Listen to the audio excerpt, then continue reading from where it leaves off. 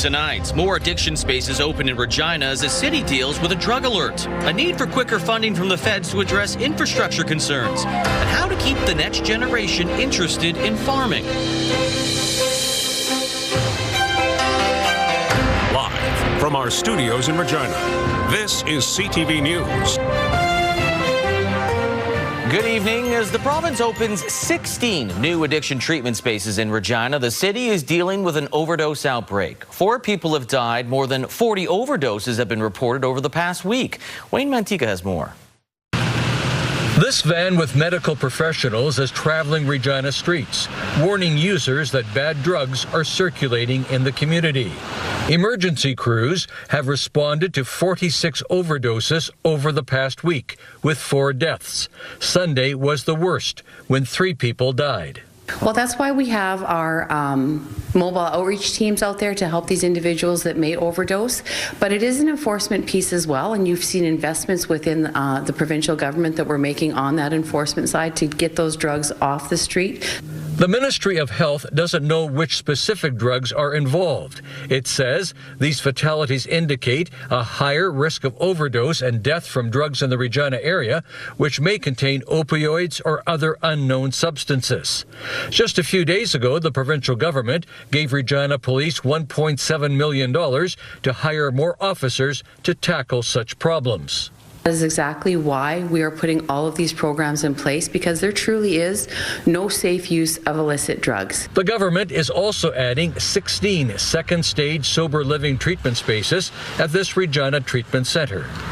Get people, in a good place so that they're able to have sustained recovery in the longer term. So starting from inpatient and then making their way into post-treatment.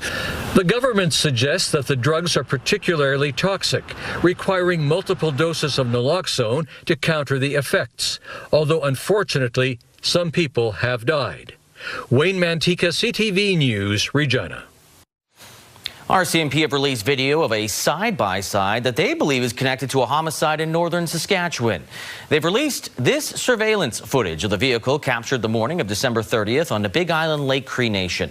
Just after 5 o'clock that morning, RCMP received multiple reports about gunshots in the community. Officers found 2 youth who had been shot, their injuries considered serious.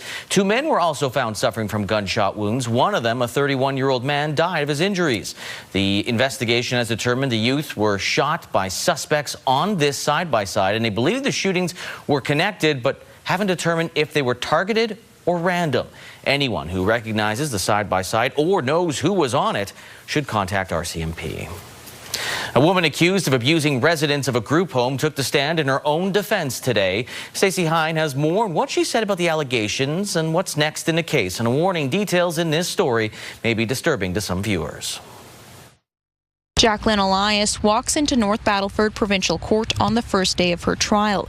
The 38-year-old is charged with multiple counts of assault and sexual assault and 1 count of sexual assault with a weapon and uttering threats. RCMP charged Elias in 2024, alleging the incidents occurred between January 2023 and February 2024 and involved 4 residents at a Wilkie group home. Court heard they were nonverbal, in wheelchairs, and required assistance for personal care, including feeding, bathing, and changing. Lisa Knuff, who worked with Elias for 13 months, testified she saw Elias poke a resident in the genitals with a stick and make a sexual comment. She also testified she saw Elias put her fingers in a resident's mouth and call him a pervert. She testified that on multiple occasions, Elias would put her breasts in the faces of some residents while they were lying down or in their wheelchair. She testified sometimes Elias would stuff a washcloth in a resident's mouth to stop them from drooling.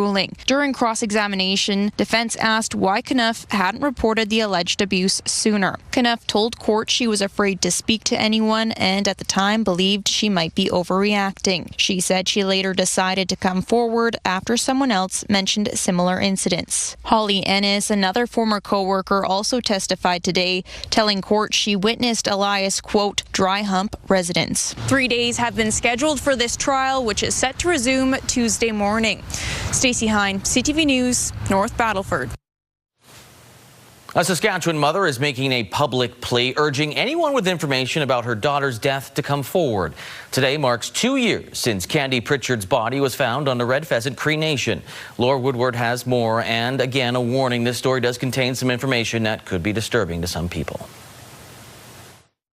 Yeah, this is Candy. It's a painful anniversary for Lorna Mitchell. 2 years ago, she was notified by police that her 44-year-old daughter, Candy Pritchard, was killed. She was chopped up, and whoever did that to her, they threw all her parts in a bush. Pritchard's remains were found on February 5th, 2024, outside a home on Red Pheasant Cree Nation. Police later found additional evidence in a nearby wooded area. No charges have been laid. It's kind of scary not knowing, that nobody's getting arrested. It's been 2 years, and it's kind of scary. Maybe you're passing by them in some grocery store or Walmart, Mitchell is pleading for answers. Whoever knows something, please come forward. Or if you witness this, please come forward, and so we can have justice for her and we can have peace. I hardly ever sleep. Even the smallest detail could help move the case forward. RCMP do believe there are people out there that know something. Anyone with information is asked to contact police or anonymously submit a tip through Crime Stoppers. Laura Woodward, CTV News, Saskatoon. Regina Mayor Chad Baczynski is back from a recent trip to Ottawa, meeting with other Canadian city leaders and the Prime Minister. The big talking point: getting vital funding into the hands of Canadian cities faster. As Donovan May shows us, municipalities are feeling the strain of tight budgets. Canadian cities are feeling a sense of urgency as costs to build and maintain infrastructure continue to skyrocket. Can we get money for something that's already going to unlock the future potential? Because to start something brand new today, to have to design and procure would take time. Baczynski joining mayors from across the country in Ottawa last week for conversations with the Prime Minister as the Federation of Canadian Municipalities called on the federal government to funnel critical funding to cities quicker. Time is of the essence.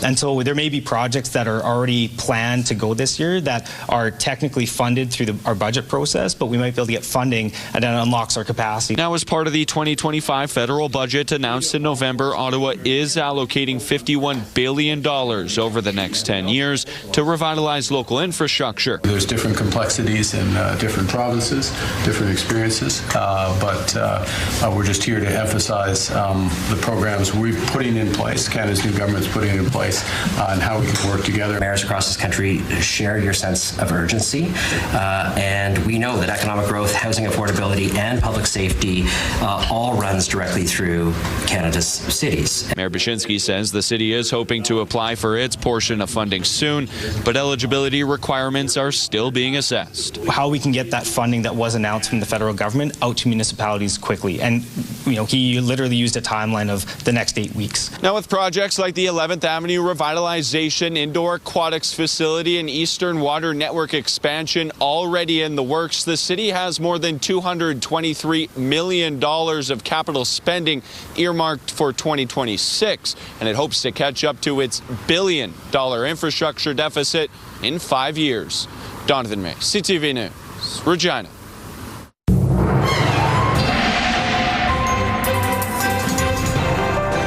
All right, Sabine's now ready for her close-up as we take a look at weather for the first time today.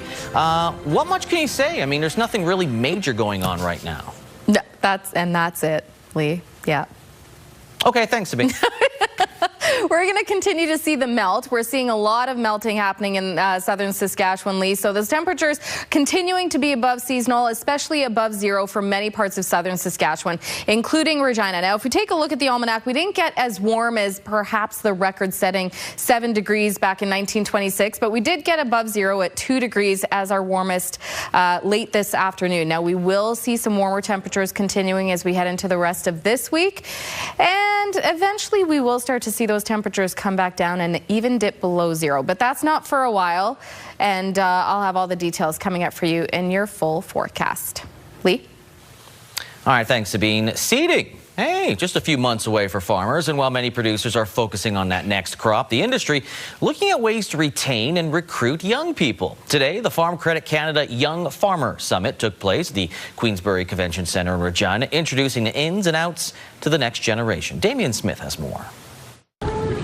As Saskatchewan producers prepare for the upcoming growing season, Farm Credit Canada is looking to recruit the next generation at the Young Farmers Summit. The real point of today's summit is to bring together that next generation and arm them with knowledge about how they can, run the business. In southwestern Saskatchewan, Kennedy McNeil is seeing some younger generations take over the family farms.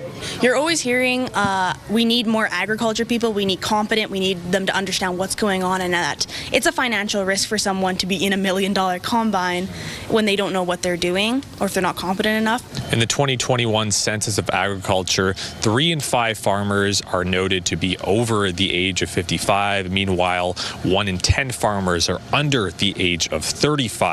This signals that the industry is tending to skew towards the older age. The next generation has different aspirations, and they have different dreams and stuff that maybe don't involve the farm. My own dad and my mom keep saying to me, you don't want to be an ag, it's so stressful. So I understand that those farmers' kids were told that probably too, like it's so stressful, you don't understand the debt you're in. The summit is focusing on entrepreneurship as well as mental health. Let's face it, as an agriculture producer, we're dealing with a lot right now. Cynthia Beck is a co-founder of Sask Ag Matters, a non-for-profit that helps agricultural workers with their mental health. That a lot of times when people are reaching out for help, they have reached a point where they are feeling hopeless and they feel ineffective in finding solutions to help themselves for the betterment of their farm. Providing tools for producers to carry them into the growing season and beyond. Damian Smith, CTV News, Regina. Manitoba is seeing a surge in measles cases, and now the Saskatchewan Health Authority has identified possible exposures in 3 southeastern Saskatchewan communities. Health officials say the Wawota Town Hall, the Arcola Medical Clinic, the Carlisle Pharmacave, and ERM of Moose Mountain office were all exposed to measles at different times on February 4th and February 5th. Anyone at any of those locations during the affected time is asked to monitor for measles symptoms for up to 21 days and call the health line at 811 if unvaccinated, unsure about vaccination status, or develop measles symptoms. For a complete list of location and exact times, once again, visit ctvnews.ca/Regina. A Saskatchewan child care centre that supports medically fragile children is closing down its Warman operations. Hope's Home provides medical support and child care for kids with specialized needs. Recently sent a letter to the families informing them of this news. It said the Warman location will close June 26th. The charity says the decision is a result of a drop in demand in Warman and a loss of an on-site nursing program. Hope's Home has locations as well in Regina, Saskatoon, and Prince Albert.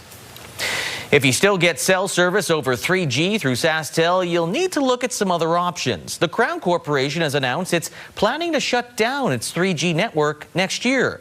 SaskTel will officially shut it down October 1st, 2027, after more than 17 years in operation.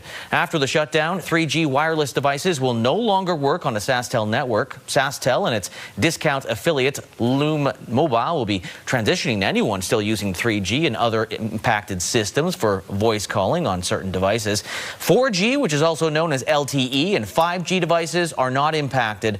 SaskTel says 3G devices and network equipment is getting harder to find and more expensive to repair, and other Canadian service providers have already begun shutting down their 3G networks. Still ahead, the life of a stunt horse rider in this week's Indigenous Circle. And the Prime Minister speaks with President Trump after his comments on the Gordie Howe Bridge.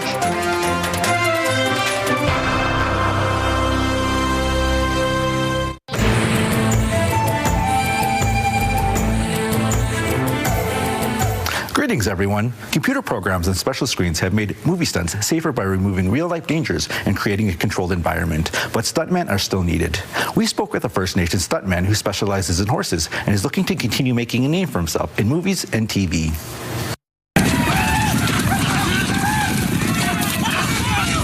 Being an equestrian stunt rider requires athleticism and precision mixed with expert horsemanship. For the past decade, North Star Stonechild has taken his love of horse riding to a global audience, making appearances in blockbuster movies and TV shows. He has a deep connection with the animal that has given him so much. At this point in time, of my life and where I'm at with horses, it's just like horses in general. As soon as I see a horse, it's really great it's just, really uplifting. And so being able to kind of really connect with that. Stonechild has been riding horses for over 20 years. The Yellow Quill First Nations member credits his uncle for teaching him and giving him an outlet at a significant time in his life. He says his jump into movies was simply being at the right place at the right time. Stonechild's work has taken him across the sea, allowing him to meet and work with some of the world's biggest stars, including Leonardo DiCaprio. But he says one of his most special moments was meeting an equine from Warhorse, one of his favorite movies. He was really crabby. I remember I was trying to pet his neck and he just nipped at me. And I kind of looked at him. I was kind of like, hey, I want to ride this horse. In my head right away. And then, so they're like, hey, pick your horses. So I immediately picked him. And then, shortly after I find out that he was he was one of the horses that, I loved watching in a movie. Stonechild is studying acting as well as getting behind the camera in his free time. And as spring approaches, he is preparing to step into the teaching role, passing along his skills to new riders. Being able to be a facilitator now at this point in my life is really a blessing in disguise, because now I'm able to kind of open up the world to, other individuals, to how important, how amazing horses they really are. If you have a story you would like to see in this segment, here's how to reach us. You can contact me by email, and you can also watch past episodes and segments of Indigenous Circle on our CTV Regina and CTV Saskatoon websites. Indigenous Circle, brought to you in part by Saskatchewan Indigenous Enterprise Foundation, growing the First Nation entrepreneurial spirit.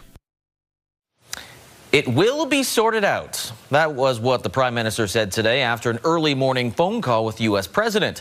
Donald Trump is threatening to block the opening of a major trade corridor between Windsor and Detroit unless the U.S. is fully compensated. The bridge is publicly owned by Canada and the state of Michigan. Mike LeCouture has more on the battle over a bridge. Canada, of course, paid for the construction of the bridge, over $4 billion.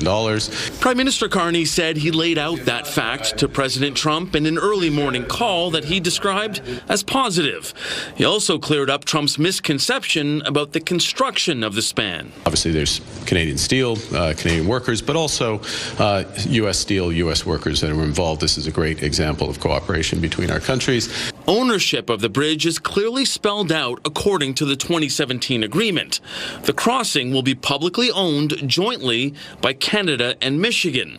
Yet Trump's officials insist there are issues.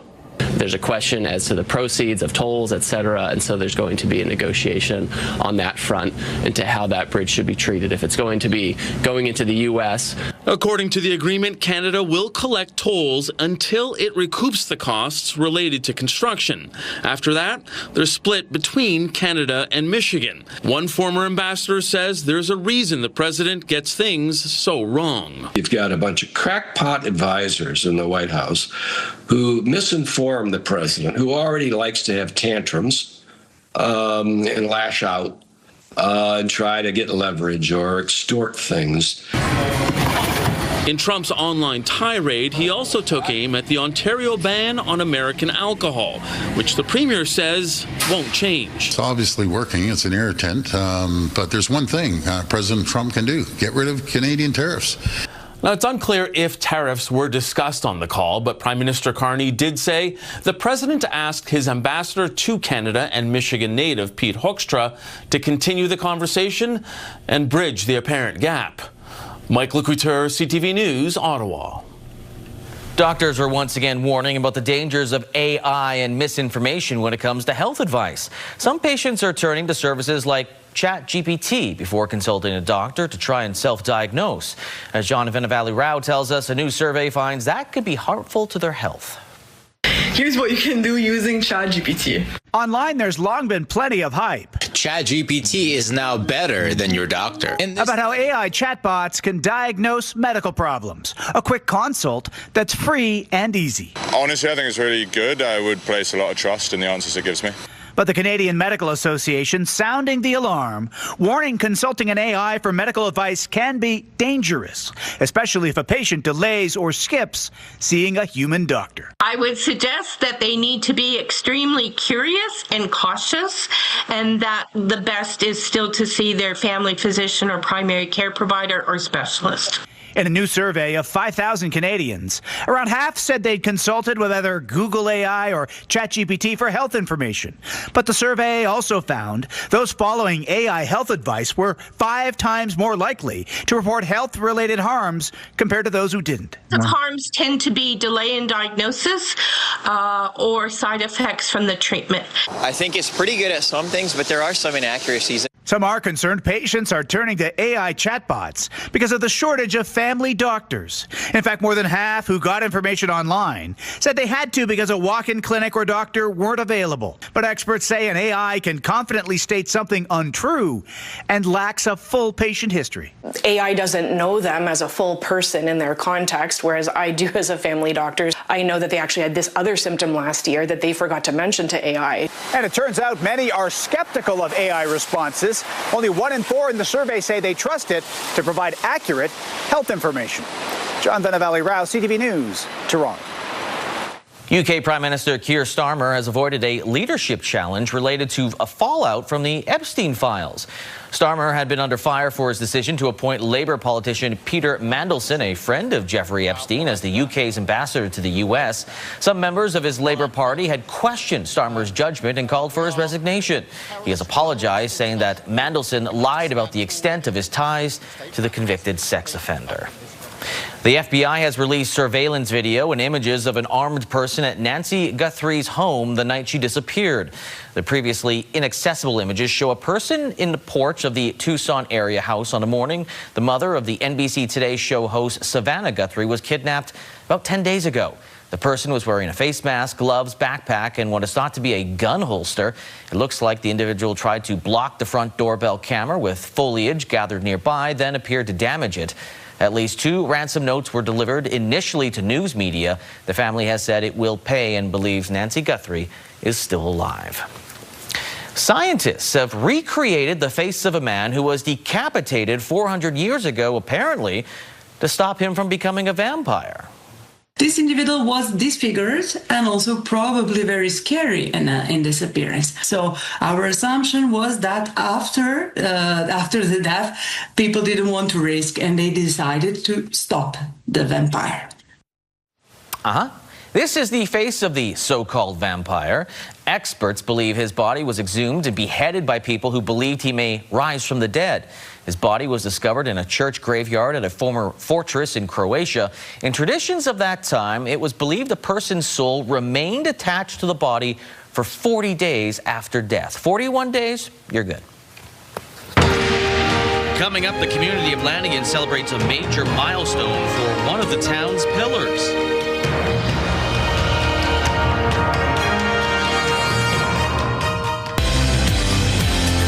Attention hockey fanatics, Crave TV has a new offering for you. Wednesday on your morning, Canadian comedy legend Dave Foley on his new series exploring fandom of NHL teams.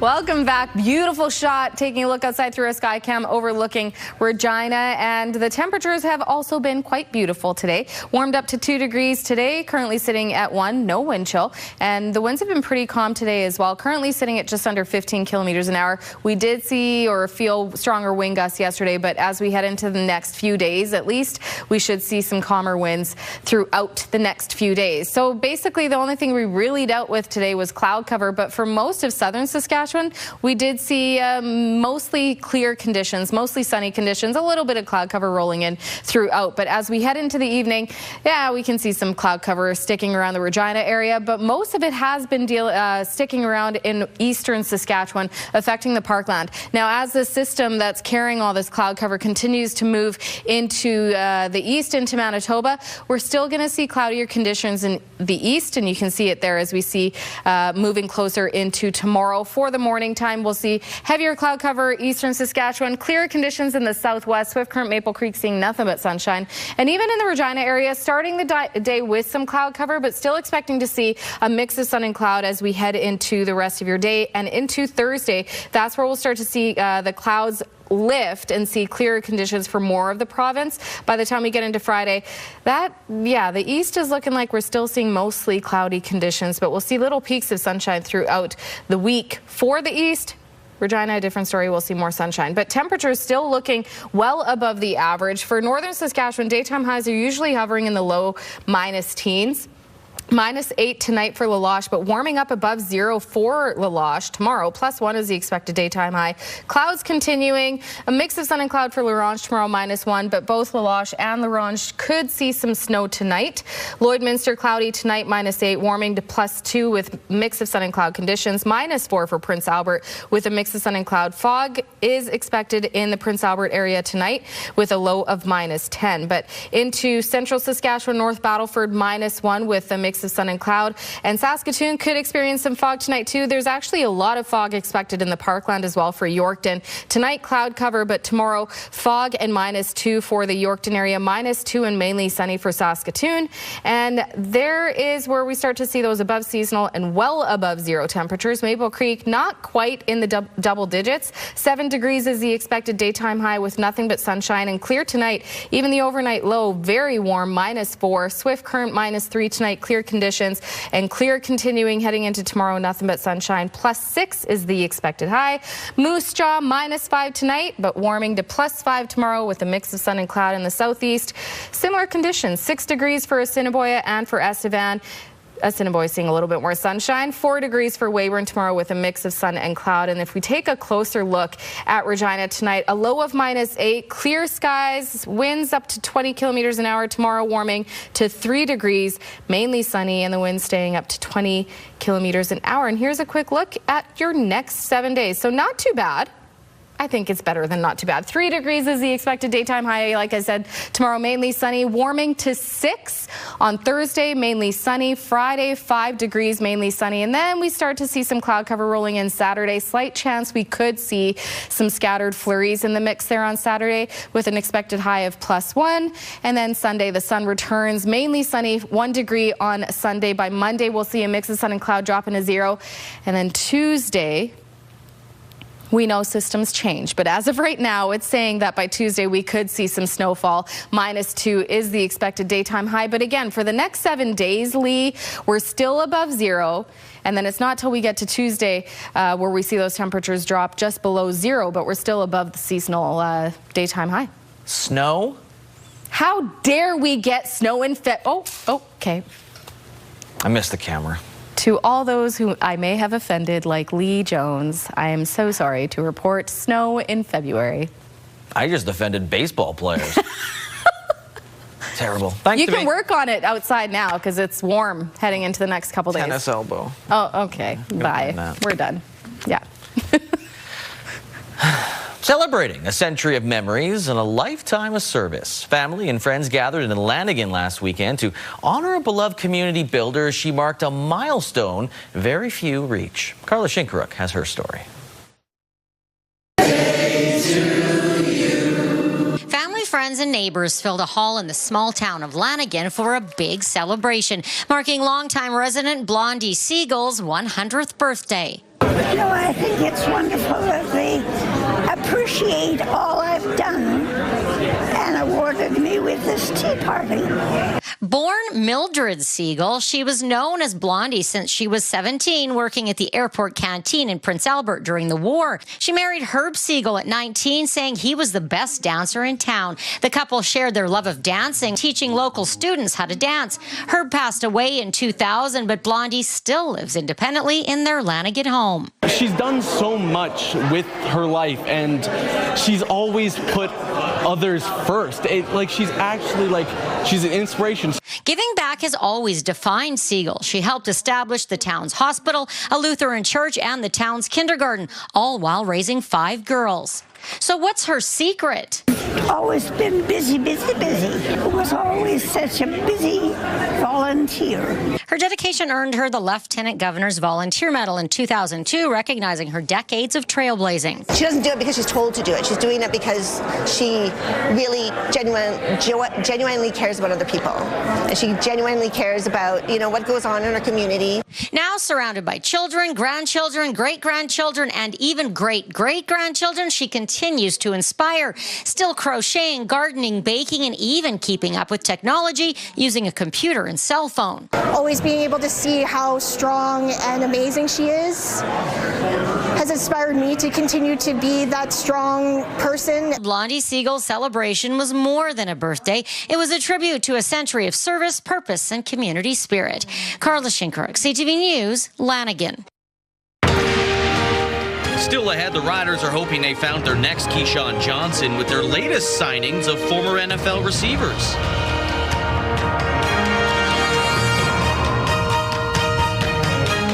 The Riders made their deal with defensive end James Vaughters official today. The former Bomber and Stampeder had 6 sacks and a defensive touchdown last season with Winnipeg. Riders also adding a former Seattle Seahawk into the receiving corps today, along with 2 other Americans on offense.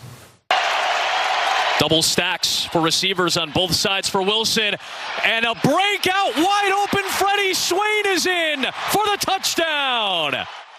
Freddie Swain, 502 yards and 6 touchdowns in his 2 seasons as a Seahawk back in 2020 and 2021. Bounced around several other NFL clubs, signing with the Riders after spending 2025 as a free agent.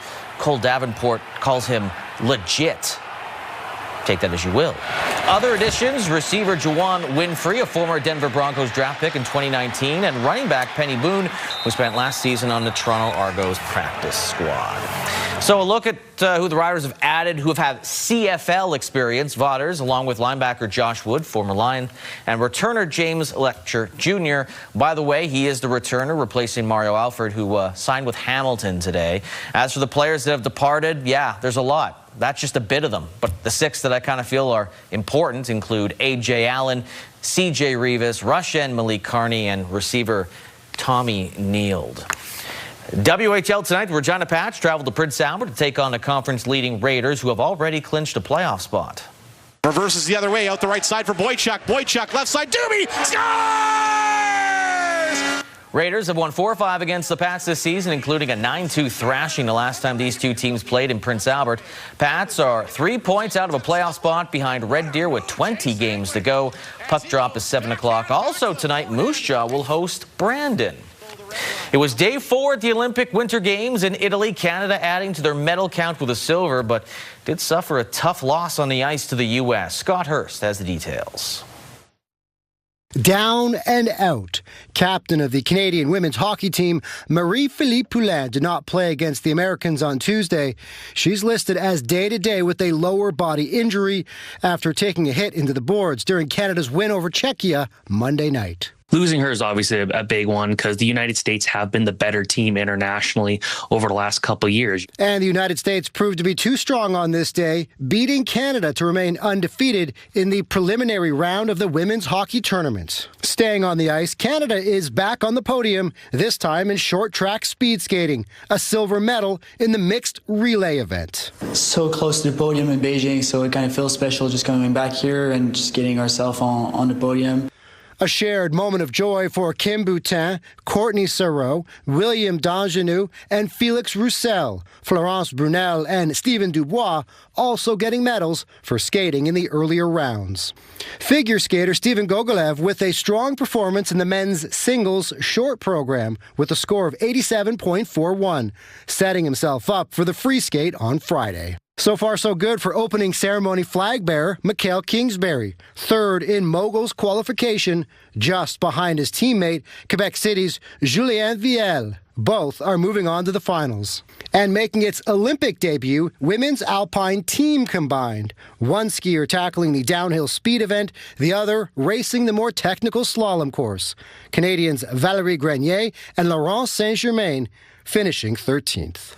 So the medal count now stands at 3, 1 silver and 2 bronze, with more athletes in the mix for medals tomorrow, including in the ice dance final. 3 Canadian pairs, led by Piper Giles and Paul Poirier, third heading into the final event. Scott Hurst, CTV News, Toronto. Well, as for local athletes, they didn't mention it, so we will. Great start to the women's freestyle skiing moguls event for Saskatoon's Maya Schwinghammer. Today's first qualification run, she finished in 6th place, scoring a 74.90. Top 10 athletes are going to be in the final tomorrow, and so far she is one of 2 Canadians that are sitting in the top 10. Regina's Logan Pletz competed in the 20-kilometer individual men's biathlon, finishing in 77th place. He will also be competing in the men's 4x7.5-kilometer relay. That's next Tuesday. In that event, Canada finished an Olympic best, 6th place, the best they finished. That happened in 2022. Still ahead, how more extreme weather events are impacting city infrastructure.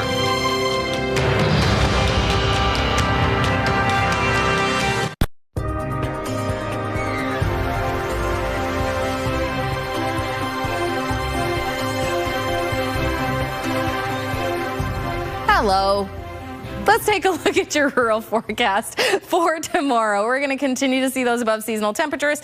Some areas we're still seeing below 0, but much warmer than what the daytime average usually is for this time of year. And more sunshine is expected. However, areas like Wynyard could start off the day and could continue to see some foggier conditions for early morning into the afternoon. -1 is the expected daytime high, but +1 for areas like Meadow Lake and Lloydminster, seeing a mix of sun and cloud there. And that area looks like Kindersley, seeing the warm spot there at +4, mix of sun and cloud. 2 degrees for Outlook, -2 for Watrous, and Melfort -3 with a mix of sun and cloud. When we get closer to the southern border, that's where we see temperatures even warmer. Coronach and Maple Creek, sunny and 7 degrees, 6 for Assiniboia, 3 for Pilot Butte and Lumsden, 5 for Rockland, and then foggier conditions in the southeast there. Carlisle 1 degree, 2 for Broadview, and -4 for Kenora. Closer look at Big River tomorrow, warming up to +2 with a mix of sun and cloud. Mainly sunny conditions, but will feel closer to about -1, and then into the evening dropping to a low of -7 with a wind chill of -12.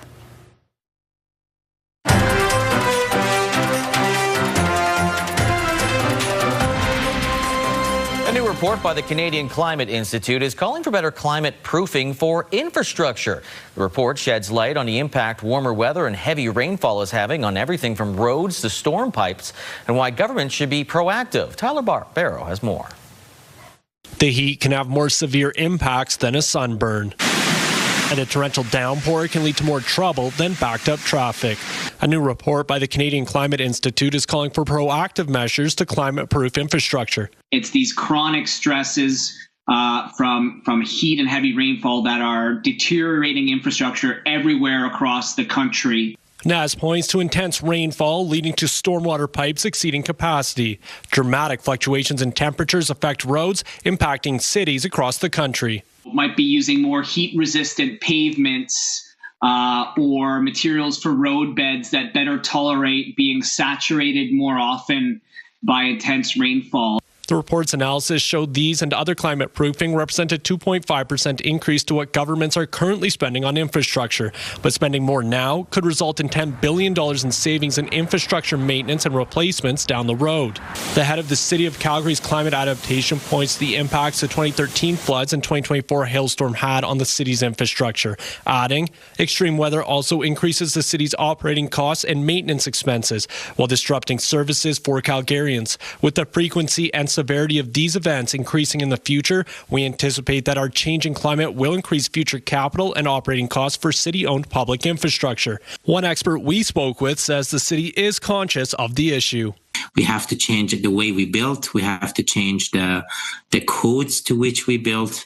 We have to consider new construction materials as well. Since working infrastructure can have broad economic benefits. Operational when it's needed, it means that businesses can keep functioning, people can get to work, supply chains remain intact. Tyler Barrow, CTV News, Calgary. In Georgia, a small plane made an emergency landing on a busy street yesterday, just moments after one of the pilots sent a final message to his family. This video shows a small plane streaking down the road, roughly touching down and slamming into vehicles before coming to a stop. The aircraft had taken off nearby and was trying to turn back when it came into engine trouble. 2 pilots and a student were on board. Moments earlier, one of those pilots, as mentioned, sent a desperate goodbye home. We're not going to make it. Please tell my wife, Molly, I love her, and my parents. I love them so much. It would not be a goodbye, though. Both pilots did walk away unharmed, and 2 other people suffered only minor injuries. The cause is being investigated. All right, Farm Board's canola street price up $5.60 to $617.23 per ton. The futures price up $2.60 to $667.30 per ton. Amber durum wheat stays the same, $278.59 per ton, while red spring wheat is $253.22 per ton. Feed barley stays the same, $232.01 per ton, while flax is $650.54 per ton. Those prices courtesy of Bunge. As for the markets, the TSX up 233 points, the Dow Jones slightly by 52 points. The Canadian dollar, it went up slightly, 0.02 cents to 73.78 cents U.S. Commodity front, gold down $32.34. West Texas Intermediate crude, I'm going to guess that's wrong. And Western Canadian Select crude up 65 cents. So gas per liter is commonly right now in Regina, has not moved, is $1.27.9 cents per liter. How about that American oil?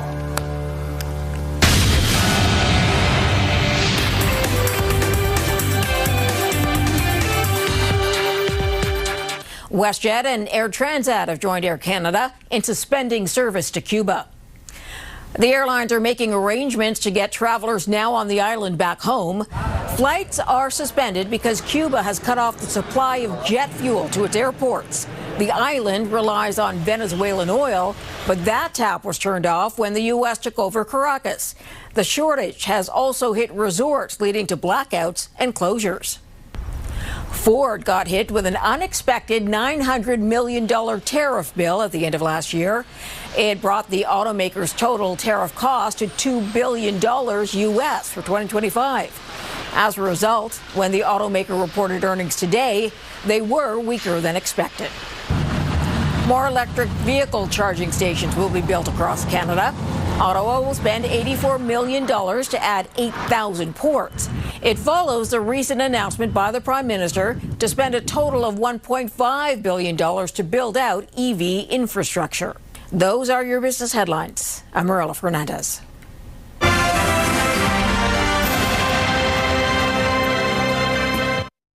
Coming up tonight after the newscast, Will Trent, followed by Bang Bang. And then we have a W5 Avery Haynes Investigates at 9 o'clock. Best Medicine at 10. Well, a spectacular sight in the sky in parts of Alberta before dawn this morning. That's right. Tyler Gilby caught this fireball on his dash cam on his way to work just before 6:30 north of Calgary. Another person capturing the sight from his backyard security camera in Edmonton, and several other people from central Alberta say they also spotted the fireball. It's the second day in a row people say they've witnessed the event, and there are no reports of anything hitting the ground. You're waiting to sing the song, aren't you? Fireball? Yeah. No, I did it already. Okay. In my head. Okay. Well, and another kind of sporting event took place in Estonia over the weekend.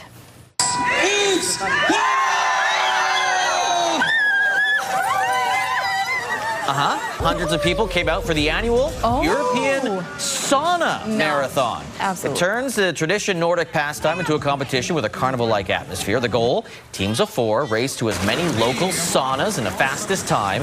There were 21 saunas, and participants had to spend at least 3 minutes inside each one. Each one? Yeah. So 21 times 3, you're spending like 63 minutes at the very least in each sauna. Hence why they're jumping in a ice bath. Yeah, I'm not really a big fan of saunas, to be honest with you. Just kind of sweaty and gross. So we all are.